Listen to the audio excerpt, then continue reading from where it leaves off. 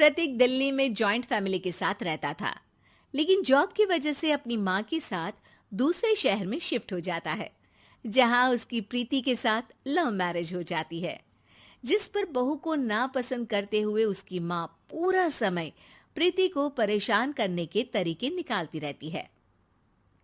प्रीति, कहाँ हो? सुबह का नाश्ता दोपहर में खिलाओगी क्या? इसमें प्रीति और प्रतीक ऑफिस जाने के लिए तैयार हुए कमरे से बाहर आते हैं, जिसे देख सास प्रीति पर भड़कने लगती है। महारानी, तुम सुबह सुबह तैयार होकर घर का सारा काम छोड़कर कहाँ चल दी? जी वो ऑफिस। हैं? तुम ऑफिस जाओगी तो घर में जो सफाई, नाश्ता, खाने का काम है वो क्या मैं करूंगी? माँ, मैंने उससे वादा किया था कि वो जॉब कंटिन्यू कर सकती है। अरे वाह जी वाह, दोनों आपस में सलाह कर फैसले ले लिए। मैं क्या यहाँ बेवकूफ बैठी हूँ? मुझसे पूछना किसी ने जरूरी नहीं समझा? मम्मी, आप फिक्र ना करें, मैं आज ही रेजिग्नेशन दे दूंगी।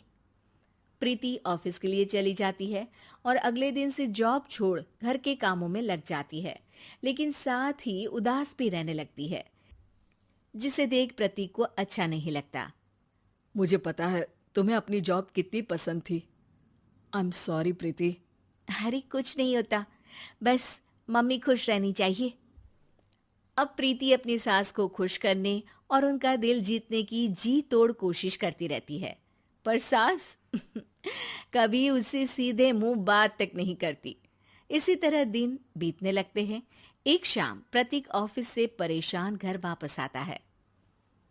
माँ, चाची का फोन आया था। दादी की तबीयत बहुत खराब है, हमें दिल्ली जाना होगा। पति की बात सुन प्रीति तो पैकिंग शुरू भी कर देती है, पर माँ वहीं बूत बनी खड़ी रह जाती है। लगता है मम्मी अपनी सास से बहुत प्यार करती हैं, तभी उनके बीमार होने की खबर सुन शॉक में आ गई। ये प्यार नहीं, परेशानी है। तुम तो ऐसे सोचो कि अब से जब तक दिल्ली में हो तुम्हारे अच्छे दिन शुरू। अच्छा, ऐसा क्या है दिल्ली में? वो तुम्हें कुछ ही घंटों में पता चल जाएगा। सास के रिएक्शन और पति की बात से कंफ्यूज्ड प्रीति दोबारा पैकिंग में लग जाती है, जिसके बाद कुछ घंटों का सफर तय कर तीनों दिल्ली पहुंच जाते हैं, जहां घर के अंदर पहुंचते ही लोगों की भीड़ देख प्रीति परेशान हो जाती है। हे भगवान, इतनी भीड़! प्रतीक, कहीं तुम्हारी दादी को कुछ हो तो नहीं गया ना? पागल, ये भीड़ नहीं, मेरा परिवार है। क्या? इसे तुम परिवार कहते हो? अरे इसे तो जिला घोषित कर देना चाहिए। तुम्हारा परिवार का तो अपना पर्सनल बिग बॉस बन सकता है।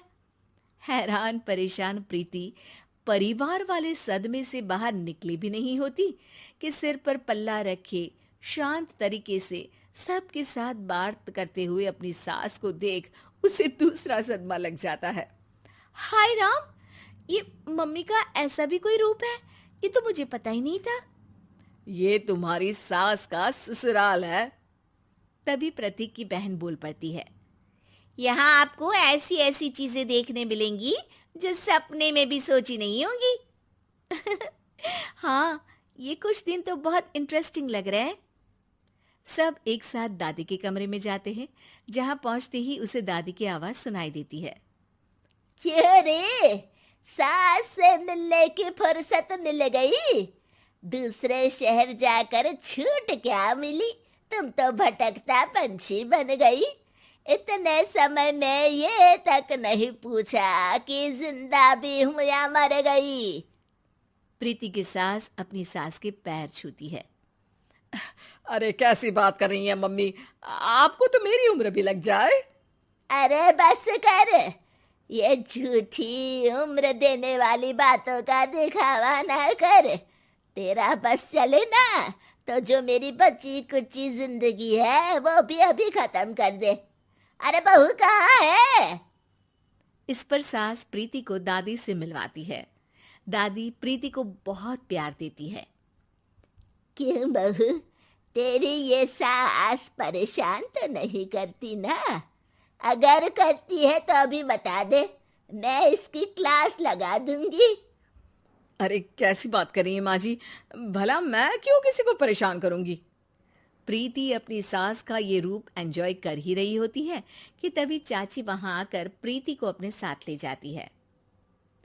सास की क्लास लगते देख जो खुशी मिल रही थी वो तुम्हारे चेहरे से साफ पता चल रही थी, इसीलिए ले आई। क्योंकि अगर उन्हें पता चल जाता तो तुम्हारी खैर नहीं थी। थैंक यू चाची जी। चाची और प्रीति घर में झूले पर बैठी बात कर ही रही होती है कि उसकी सास भी वहां आ जाती है। मतलब यहाँ सारा काम मैं करूं और तुम बैठी हंसी ठिठोली करो? अरे चलो जाओ, खाना बनाओ। सास प्रीति को डांट कर काम करने भेज देती है, जिसे दादी देख लेती है और एक बार फिर सासू माँ की क्लास लग जाती है, जिसे पूरा परिवार मजे से खड़ा होकर देखने लगता है। क्यों रे, मैंने तुझे काम बोला और तू उस बच्ची को परेशान कर रही है। सास की कोई इज्जत रह गई है इस घर में या नहीं? यहाँ खुद की सास होते हुए भी ज्यादा बड़ी बन रही है। अब नहीं मम्मी जी, मैं तो बस थोड़ी मदद के लिए बोल रही थी। सास रसोई में जाकर काम करने लगती है और दादी प्रीति को लेकर वहां से चली जाती हैं। इसी तरह एक हफ्ता बीत जाता है, जिसमें दादी अपनी बहू को डर, इज्जत और प्यार का फर्क समझाती रहती है और प्रीति उसका मजा लेती है। वापस जाते हुए दादी प्रीति और उसकी सास दोनों को अपने पास बुलाती है। मेरी बहू जिद्दी और अड़ियल है, इसलिए उससे हमेशा सही काम करवाने के लिए मुझे सख्ती करनी पड़ती है। लेकिन तुम्हारी बहू अच्छी है, तेरी खुशी के लिए वो अपनी जॉब और सपने भी छोड़कर घर में बैठी है। अपनी बहू के साथ प्यार से रहो। और प्रीति, अगर अभी भी तुम्हारी सास परेशान करे ना, तो फिर तुम्हें पता चल ही गया है कि शिकायत कहाँ करनी है। जी, अपनी सास के ससुराल में उनकी सासू माँ के पास।